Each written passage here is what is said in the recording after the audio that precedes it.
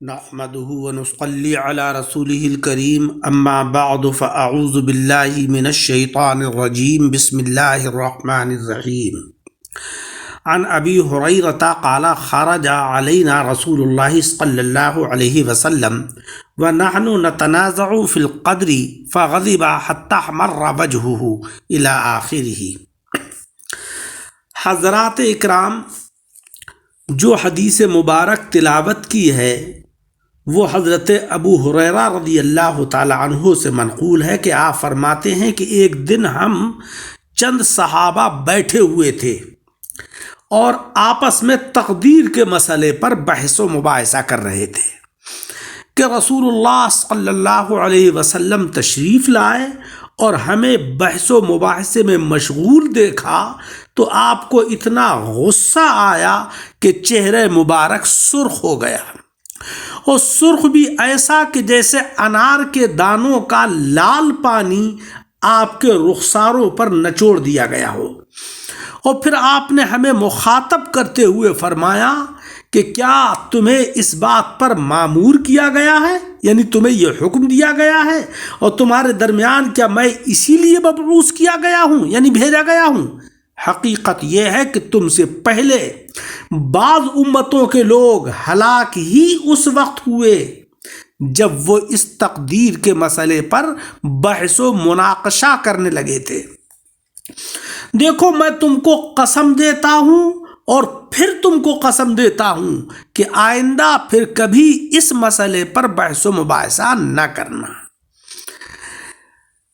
بعض صحابہ اکرام لا علمی کی وجہ سے تقدیر کے موضوع پر بحث و مباحثے میں الجھ گئے تھے۔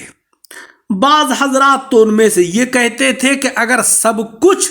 نوشتہ تقدیر کے مطابق وقوع و ظہور میں آتا ہے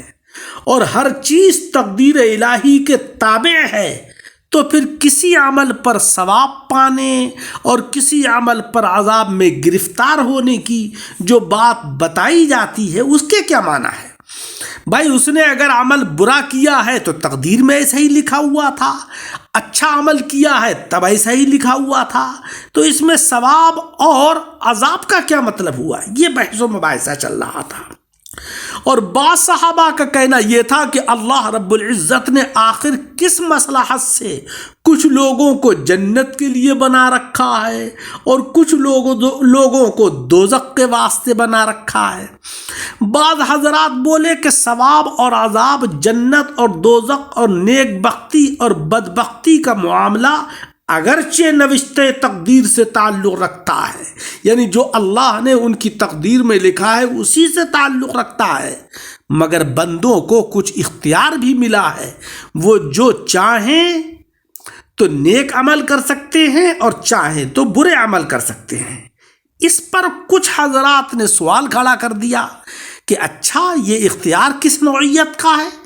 اور یہ اختیار آیا کہاں سے ہے؟ غرض اسی طرح کی باتیں حضرات صحابہ اکرام میں چل رہی تھیں،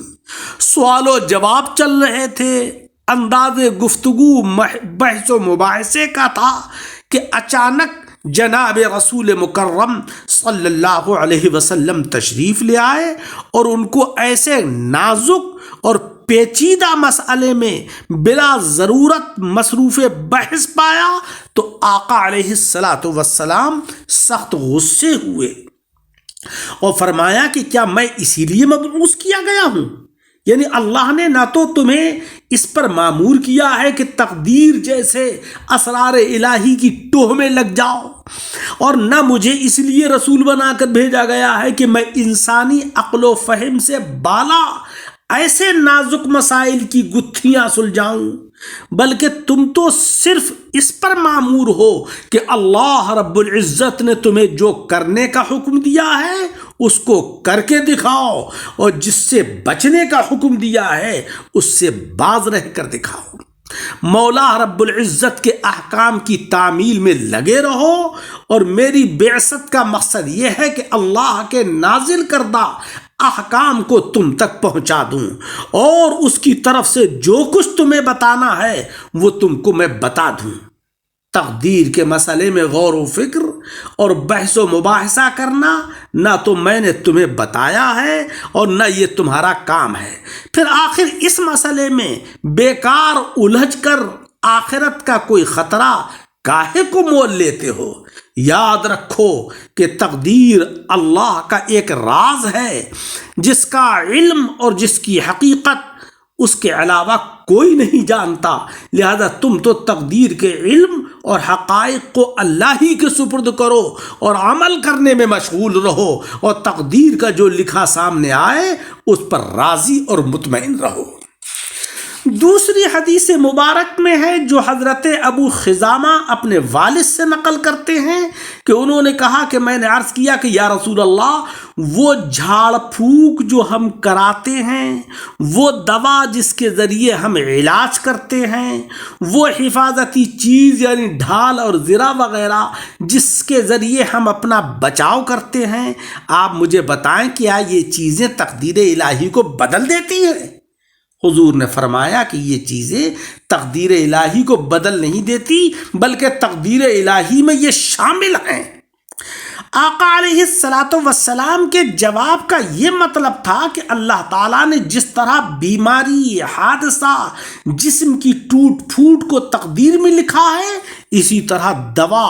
اور تدابیر وغیرہ اسباب ظاہری کا استعمال بھی مقدر کیا ہے۔ مثلا اگر کسی کے مقدر میں بیمار ہونا لکھا ہے تو ساتھ میں یہ بھی لکھا ہے کہ اس کو علاج و معالجے کی سہولت اور دستیابی حاصل ہوگی یا نہیں، اور علاج و معالجے کی سہولت اور دستیابی اگر اس کے مقدر میں لکھی ہے تو پھر یہ بھی لکھا ہے کہ کب علاج و معالجہ کرے گا،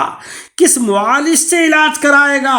کیا دوا اور کون سی تدابیر اختیار کرے گا، اور پھر یہ بھی لکھ دیا ہے کہ اس علاج اور معالجے اور احتیاط اور تدابیر سے اس کو شفا حاصل ہوگی یا نہیں ہوگی۔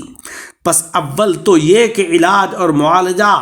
دوا دارو اور حفاظتی ذرائع اور تدابیر یعنی اسباب ظاہری تقدیر کے خلاف نہیں، تقدیر میں داخل ہیں۔ دوسرے یہ کہ جس نے علاج و معالجہ کیا اور کسی دوا سے اس کو فائدہ نہیں ہوا تو اس کو سمجھنا چاہیے کہ شفا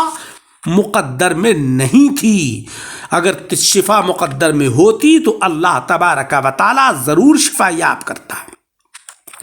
حدیث مبارک میں جھاڑ پھونک کے الفاظ ہیں۔ جھاڑ پھونک سے مراد وہ دعا، وہ تعویذ ہے جس کو پڑھ کر دم کرتے ہیں یا لکھ کر گلے یا بازو میں باندھتے ہیں۔ اس کا شرعی حکم تو یہ ہے کہ جھاڑ پھونک اور دعا و تعویذ کے مضمون اگر قرآن کی آیتوں، احادیث میں منقول دعاؤں اور اللہ تبارک و تعالیٰ کے اسماء اور صفات کے ذکر پر مشتمل ہوں اور ان کے مؤثر حقیقی ہونے کا عقیدہ نہ ہو تو درست ہے۔ اللہ تبارک و تعالیٰ ہمیں عمل کی توفیق عطا فرمائے، آمین بجاہ النبی الکریم۔